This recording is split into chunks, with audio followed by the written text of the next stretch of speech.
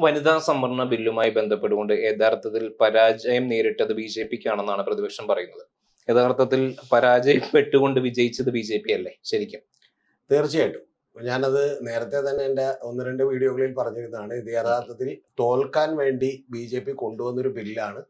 ആ ബില്ല് പരാജയപ്പെടും എന്നുള്ളത് ഉറപ്പാണ്. ആ പരാജയപ്പെട്ടിട്ടുണ്ടെങ്കിൽ അതിന് 2 തരത്തിലുള്ള ഗോളുകൾ ഉണ്ട് എന്നുള്ളത് നമ്മൾ നേരത്തെ തന്നെ വീഡിയോയിൽ പറഞ്ഞിട്ടുണ്ട്. അതിൽ ഒന്നാമത്തെ ഗോൾ എന്ന് പറയുന്നത് ഈ വെസ്റ്റ് ബംഗാളിലും അതുപോലെ തന്നെ തമിഴ്നാട്ടിലും നടക്കുന്ന തെരഞ്ഞെടുപ്പാണ്. ഈ 2 തെരഞ്ഞെടുപ്പുകളിലും അവിടുത്തെ സ്ത്രീകൾക്ക് വനിതകൾക്ക് കൃത്യമായി പണം കൊടുക്കുന്നുണ്ട്. ഈ പറയുന്ന 2 സ്കീമുകളിലൂടെ, അതായത് എന്തോ മന്ദിർ എന്ന് പറയുന്ന ഒരു സ്കീമിലൂടെ എന്ത് ചെയ്യുന്നുണ്ട്, വെസ്റ്റ് ബംഗാളിൽ പണം കൊടുക്കുന്നുണ്ട്. ലക്ഷ്മി മന്ദിർ എന്ന് പറയുന്ന സ്കീമിലൂടെ പണം കൊടുക്കുന്നുണ്ട്. ആ സ്കീമിലൂടെ പണം കൊടുക്കുന്നത് പെർ 1500 രൂപയാണ് കൊടുക്കുന്നത്. 1700 രൂപ SC/ST അല്ല, 1500 ജനറൽ കാറ്റഗറി, 1700 അതിപ്പോ ഏറ്റവും കൂടുതൽ ഉയർത്തിയിട്ടുള്ളതാണ്. അത് 2021 മുതൽ തുടങ്ങിയിട്ടുള്ള 500 രൂപയുടെ സ്കീമാണ്. ആ സ്കീം ഉള്ളത് കൊണ്ടാണ് കഴിഞ്ഞ പാർലമെന്റ് തെരഞ്ഞെടുപ്പിൽ പോലും BJPക്ക് 6 സീറ്റുകൾ നഷ്ടപ്പെട്ടത് എന്നുള്ളതാണ് BJPയുടെ പോലും വിലയിരുത്തൽ. തമിഴ്നാട്ടിലേക്ക് വരുമ്പോഴുള്ള സിറ്റുവേഷൻ എന്താ? ഇപ്പൊ ഈ കഴിഞ്ഞ തെരഞ്ഞെടുപ്പിന് തൊട്ട് മുമ്പ് തന്നെ ഏതാണ്ട് 3000-ലധികം രൂപ, 3500 രൂപ അവരുടെ അക്കൗണ്ടുകളിലേക്ക് കൊടുത്തിട്ടുണ്ട്. ഇത് BJP ഒക്കെ തന്നെ ബീഹാറിൽ പറ്റിയ തന്ത്രമാണ്. പക്ഷെ ഇവിടെ ഇവർക്ക് സ്റ്റേറ്റ് ഗവൺമെന്റ് ഇല്ല. അവിടെ 10,000 രൂപ അല്ല, അവിടെ 10,000 രൂപ കൊടുത്തു. ആ 10,000 രൂപ വലിയ പ്രത്യേകത ഉണ്ട് കേട്ടോ. കാരണം എന്താ വെച്ചാൽ ബീഹാറിലെ അവസ്ഥ നിങ്ങൾ അറിയേണ്ടത് 64.6% ആളുകൾ 10,000 രൂപ താഴെ വരുമാനമുള്ളവരാണ് മാസം എന്ന് പറഞ്ഞാൽ അവിടെ കേരളത്തിലുണ്ട്. അതിൽ തന്നെയുള്ള 90% ആളുകൾ, ബാക്കിയുള്ളവർ കേരളത്തിലുണ്ട്. അതിൽ തന്നെ 90% വനിതകളുടെ കേസ് എങ്ങനെ വെച്ചാൽ അവർക്ക് ഒരു ഫിനാൻഷ്യൽ ഇൻഡിപെൻഡൻസ് അവരുടെ ജീവിതത്തിൽ അനുഭവിക്കാൻ പറ്റാത്തവരാണ്. എന്ന് പറഞ്ഞാൽ അവർക്ക് ഭർത്താവിനെ ഡിപ്പെൻഡ് ചെയ്ത് മാത്രമേ ജീവിക്കാൻ പറ്റൂ. അതും വീട്ടിലേക്കുള്ള ഏറ്റവും അത്യാവശ്യമുള്ള സാധനങ്ങൾ മാത്രം മേടിക്കുന്നവരാണ്.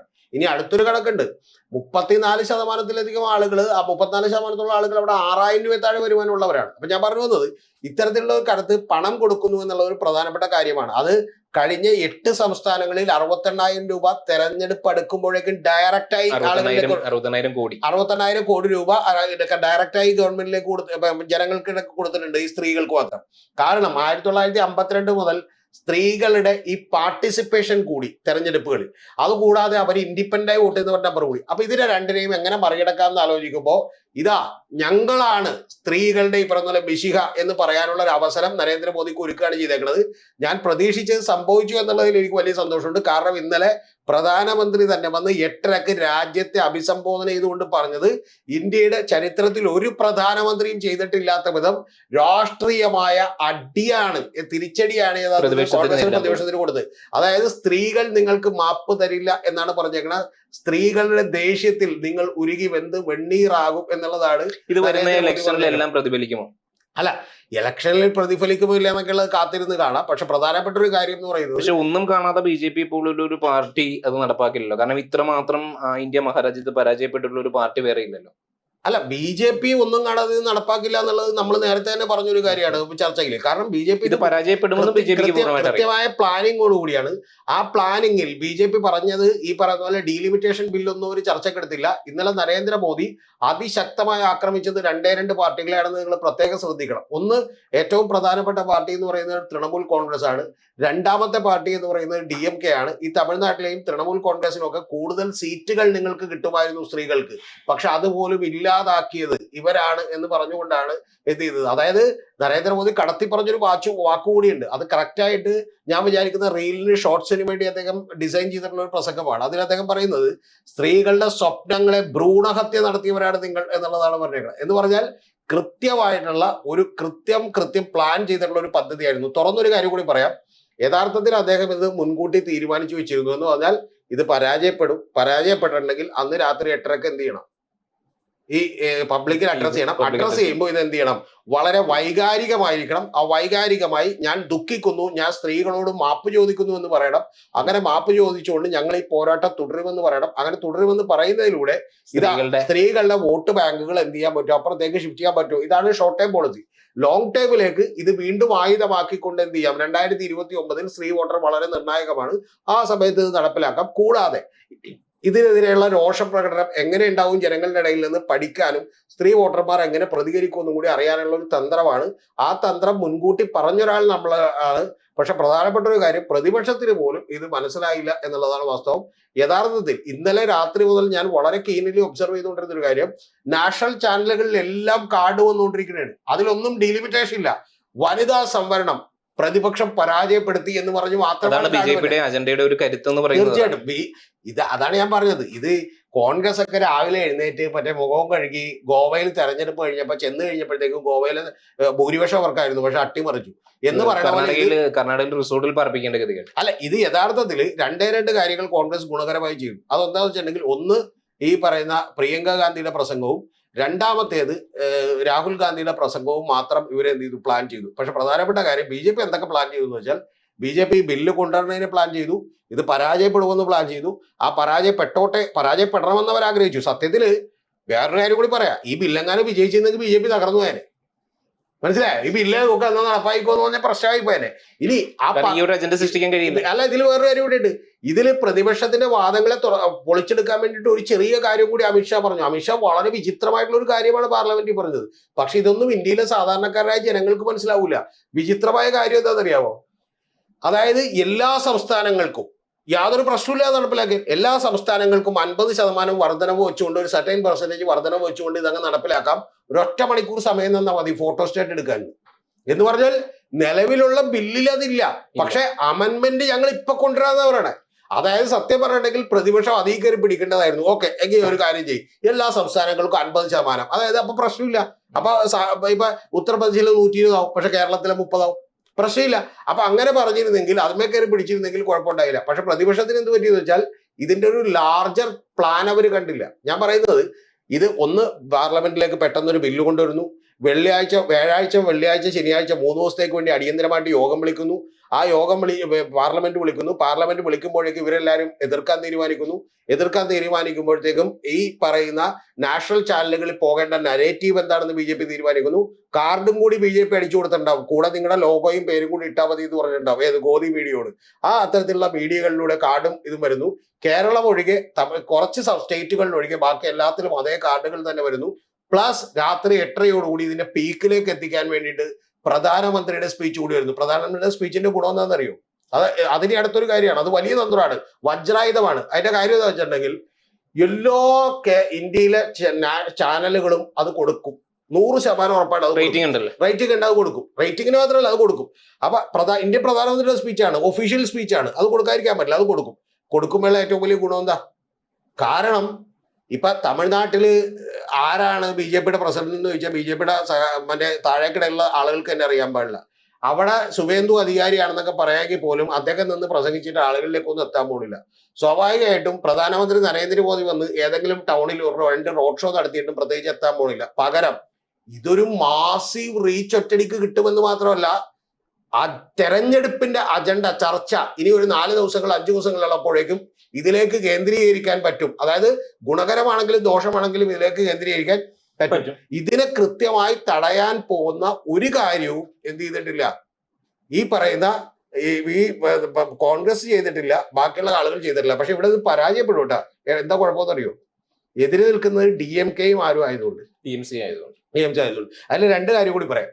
DMKയുടെ തന്ത്രം എന്താ വെച്ചാൽ, DMK എല്ലാ കാലത്തും അവിടെ ഒരു ഇന്ത്യൻ വികാരത്തെക്കാൾ കൂടുതൽ തമിഴ്നാട്ടിലുള്ളത് ദ്രാവിഡ വികാരമാണ്. യഥാർത്ഥത്തിൽ അവരിപ്പോ തമിഴ് പുലികളോട് പോലും അവർക്ക് രാജീവ് ഗാന്ധിനെ കൊന്നു അവർക്ക് വലിയ എതിർപ്പൊന്നുമില്ല. അതിന്റെ കാര്യം എന്ന് വെച്ചിട്ടുണ്ടെങ്കിൽ, എതിർപ്പില്ലാത്തതിന്റെ കാര്യം എന്ന് പറഞ്ഞാൽ അവർക്കൊരു തമിഴ് പുലികളോട് സഹോദര സ്നേഹമുണ്ട് എന്നുള്ളത് യാഥാർത്ഥ്യമാണ്. അതുകൊണ്ടാണ് അവിടെ ഈ ജയിലിൽ കിടന്നവനും വിട്ടയക്കാൻ പോലും മുഖ്യമന്ത്രിമാരൊക്കെ കത്തെഴുതിയിട്ടുള്ളത്. അപ്പൊ അത്തരത്തിലുള്ള സ്നേഹമുണ്ട്. ഈ ദ്രവീഡിയൻ കൾച്ചർ അവർ ബിൽഡ് ചെയ്തിട്ടുള്ള ഒരു നെറേറ്റീവ് എന്താണെന്ന് വെച്ചിട്ടുണ്ടെങ്കിൽ, ഒന്ന് കൃത്യമായിട്ട് നരേന്ദ്രമോദിയും ബി.ജെ.പിയും വലിയ സ്വത്വമാണ്. അവർ തമിഴ് സംസ്കാരത്തെ തച്ചുടക്കാൻ വേണ്ടി വരുന്നവരാണ്. അവരോടൊപ്പം നിൽക്കുന്നവരാണ് AIDMK-കാർ എന്ന് പറഞ്ഞാണ് ചൂണ്ടിക്കാണിക്കുന്നത്. വിജയിനെ നൈസായിട്ട് വെറുതെ വിട്ടു. എന്താ കാര്യം എന്നറിയോ? വിജയ് വോട്ട് സ്പ്ലിറ്റ് ചെയ്തോളും.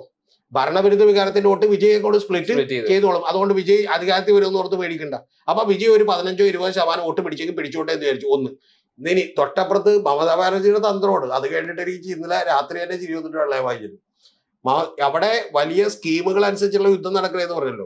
അതിൽ ഈ സ്കീമുകൾ അനുസരിച്ച് ഇപ്പൊ BJP-യുടെ ഒരു സ്കീം കൂടി കൊണ്ടുവന്നിട്ടുണ്ട്. ഞാൻ 3000 രൂപയൊക്കെയാണ്. 3000 രൂപ BJP പറയുന്നത് ഞങ്ങൾ 3000 രൂപ കൊടുക്കുന്നതാണ്.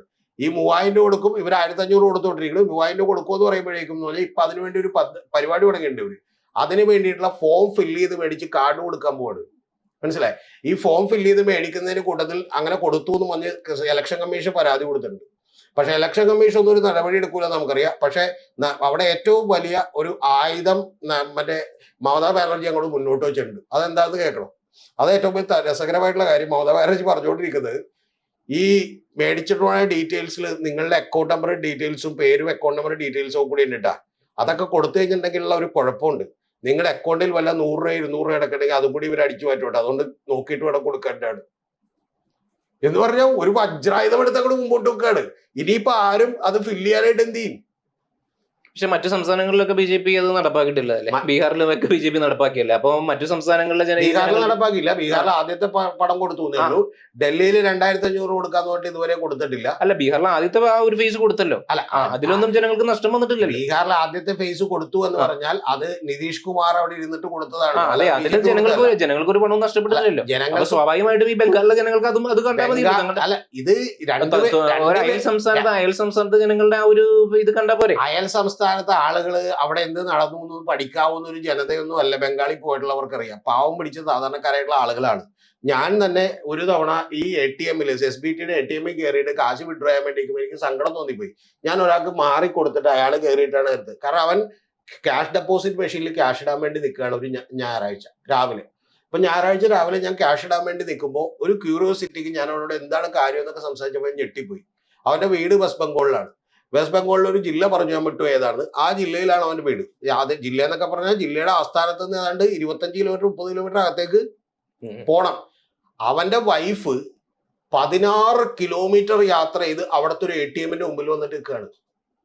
എന്തിനാണെന്നറിയോ? ഇവൻ ഇട്ട് കൊടുക്കുന്ന പണം എന്ത് ചെയ്യാൻ? എടുത്തോട്ട് പോവാൻ. അല്ലെ, ഇട്ട് കൊടുക്കുന്ന പണം ഒരാഴ്ചയിൽ ഇവർ ഇട്ട് കൊടുക്കുന്ന പണം എടുത്തിട്ട് പോകാനായിട്ട് എന്ത് ചെയ്യണം? 16 കിലോമീറ്റർ യാത്ര ചെയ്ത് എന്ത് ചെയ്യണം? വന്ന് നിൽക്കണം എന്ന് പറഞ്ഞിട്ട് എന്ന് പറഞ്ഞാൽ ഇത് വണ്ടി 16 കിലോമീറ്റർ യാത്ര ചെയ്യണമെന്ന് പറഞ്ഞാൽ മെഴ്സിഡസ് ബെൻസിലല്ല വന്നത്, നടന്നോ കാളവണ്ടിക്കൊക്കെ വന്നിട്ടാണ് എന്ത് ചെയ്യണത് പറഞ്ഞ് നിൽക്കുന്നത്. അപ്പൊ അതുപോലുള്ള സ്റ്റേറ്റ് ആണ്. ആ സ്റ്റേറ്റിലുള്ള ആളുകളെ പറ്റിക്കാൻ തന്നെയാണ്. അതായത് 3000 രൂപ മേടിക്കാൻ ഗവൺമെന്റ് നടപ്പാക്കുന്ന പദ്ധതിക്ക് ഇപ്പോഴേ ഫോം കൊടുത്ത് ഫില്ല് ചെയ്ത് മേടിക്കേണ്ട ആവശ്യം എന്താ? അതിന്റെ ആവശ്യമില്ല. അത് ചെയ്യാനും പാടില്ല. അത് ചട്ടവിരുദ്ധമാണ്.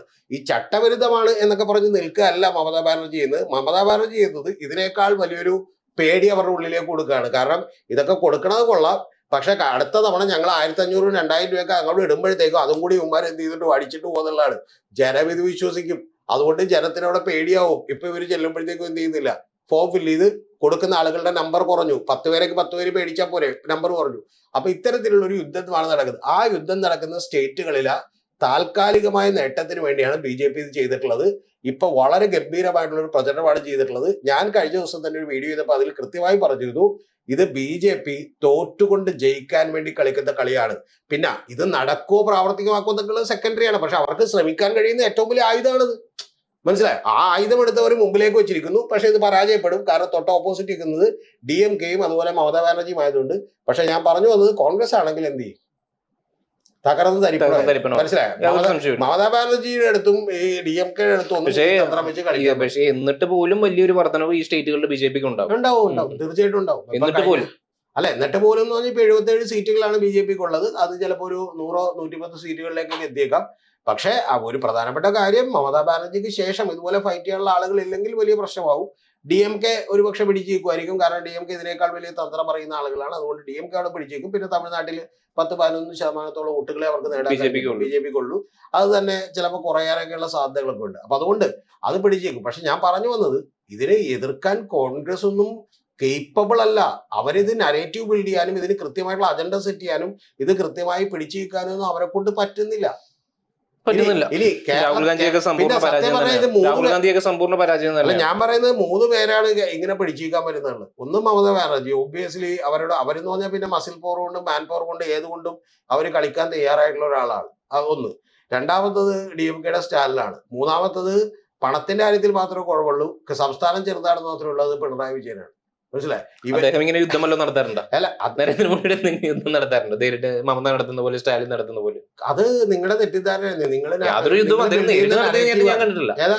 യാതൊരു ഓരോരുത്തരും യുദ്ധം ചെയ്യുന്ന നേരിട്ട് നടത്തിയിട്ട് ഞാൻ കണ്ടിട്ടില്ല. വാക്പോരിന്റെ ഒന്നും ആവശ്യമില്ലല്ലോ. ഇപ്പൊ മമതാ ബാനർജി ചെയ്യുന്ന പോലെ എന്ത് ചെയ്യണം, മറ്റേ കാറിന്റെ പുറത്ത് കയറി ഡാൻസ് കളിക്കണമെന്നൊക്കെ ഉള്ളത് നിങ്ങൾ അതൊക്കെ നിങ്ങളുടെ തെറ്റായ നറേറ്റീവാണ്. കേരള നിയമസഭയാണ് ഈ പറയുന്ന BJPയുടെ കേന്ദ്ര നേതൃത്വത്തിനെതിരെ 6 പ്രമേയങ്ങൾ പാസ്സാക്കിയിട്ടുള്ളത്.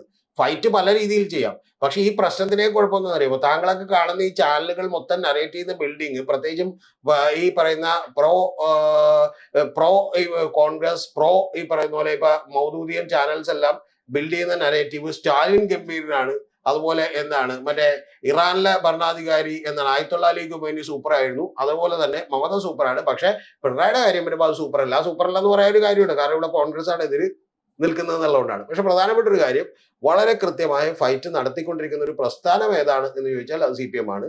RSSന്റെ ഒക്കെ ഒരു പരിപാടിയിൽ ഒരു മുഖ്യമന്ത്രിയുടെ തലക്ക് വിലയിട്ടുണ്ടെങ്കിൽ അത് പിണറായി വിജയനെയാണ്. കാരണം ഐഡിയോളജിക്കലി ഇവരെയൊക്കെ ശരിക്കും തോപ്പിക്കാം, ഈ DMK-നെയും മമതാ ബാനർജിനെ തോപ്പിക്കാം. കാരണം എന്ന് വെച്ചാൽ അവരുടെ പുറകിൽ ഒരുപാട് കറപ്ഷൻ ചാർജസും ബാക്കിയുള്ളതും ഒക്കെ ഉണ്ട്. ഐഡിയോളജിയുടെ വലിയ സ്ട്രോങ് ബേസ്, ഐഡിയോളജിയുടെ സ്ട്രോങ് ബേസ് ഉള്ളത് പാർട്ടി സെക്രട്ടറി തുറന്നു പറഞ്ഞിട്ടുണ്ടല്ലോ, RSSുമായിട്ട് ജോയിൻ ചെയ്തിട്ടുണ്ടായിരുന്നു, RSSുമായിട്ട് പങ്കുചേർന്നിട്ടുണ്ടായിരുന്നു. വേറെ ചർച്ചയാണ്. നിങ്ങൾ ഈ മണ്ടത്തരം പറയല്ലേ? ആ പാർട്ടി സെക്രട്ടറി പറഞ്ഞത് എന്താണ് എന്നുള്ളത് വേണമെങ്കിൽ നമുക്ക് വേറെ ചർച്ച ചെയ്യാം, ഒരു കുഴപ്പമില്ല. തെറ്റാണ് പറഞ്ഞത്. RSS സംഘം BJP എന്ന് പറയുന്ന പ്രസ്ഥാനമെന്നില്ല. ആ പ്രസ്ഥാനത്തെ പിരിച്ചുവിട്ടുകൊണ്ട് അടിയന്തരാവസ്ഥ കാലത്ത് ഇന്ത്യയിൽ ഉണ്ടായിട്ടുള്ള ഒരു പ്രത്യേക സാഹചര്യത്തിൽ എല്ലാ പാർട്ടികളും തന്നെ പിരിച്ചുവിട്ടുകൊണ്ട് എന്ത് ചെയ്തു, ജനതാ പാർട്ടി എന്ന് പറഞ്ഞൊരു പാർട്ടി രൂപീകരിച്ചു. ആ ജനതാ പാർട്ടിയുമായി സഖ്യം ചേർന്നിട്ടുണ്ട് എന്നുള്ളതാണ് വാസ്തവം. അല്ലാതെ RSSന്റെ വോട്ടുകൾ മേടിച്ചു എന്ന് പറയുന്നതിൽ യാഥാർത്ഥ്യമൊന്നുമില്ല. RSSന്റെയും അതുപോലെ BJPയുടെയും ഒക്കെ നേതാക്കൾ അന്ന് വേറൊരു പാർട്ടിയിലായിരുന്നു എന്ന് പറയുന്ന യാഥാർത്ഥ്യം കൂടി നിങ്ങൾ പറ, എന്നിട്ട് ഈ വർത്താനം പറ. മനസ്സിലായ? അന്ന് പാർട്ടി പിരിച്ചുവിടാതെ നിന്നത് CPM ആണ്. CPM ഞങ്ങളോട് പുറത്തു നിന്ന് പിന്തുണക്കാം എന്ന് പറഞ്ഞു. അടിയന്തരാവസ്ഥ എന്ന് പറയുന്ന ഒരു വലിയ കാര്യം ഉണ്ടായപ്പോൾ തീർച്ചയായിട്ടും എന്ത് ചെയ്തു, ബാക്കി എല്ലാ പാർട്ടികളും കൂടി ഒരുമിച്ച് നിന്നു എന്നുള്ളത് ഒരു വാസ്തവമായിട്ടുള്ള കാര്യമാണ്. അതിന് നിങ്ങൾ RSSും സംഘപരിവാരമായിട്ട് ചേർന്നു എന്ന് പറയരുത്. അന്ന് അങ്ങനെ ഒരു പാർട്ടി ഇല്ല. അന്നൊരു BJP എന്ന് പറഞ്ഞ പാർട്ടിയില്ല, ജനസംഘം എന്ന് പറഞ്ഞൊരു പാർട്ടിയില്ല. ജനസംഘം പിരിച്ചുവിട്ടുകൊണ്ടാണ് ജനതാ പാർട്ടി എന്ന് പറയുന്ന ഒരു പാർട്ടി രൂപീകരിച്ചത്. അത് വാസ്തവമായിട്ടുള്ള കാര്യമാണ്.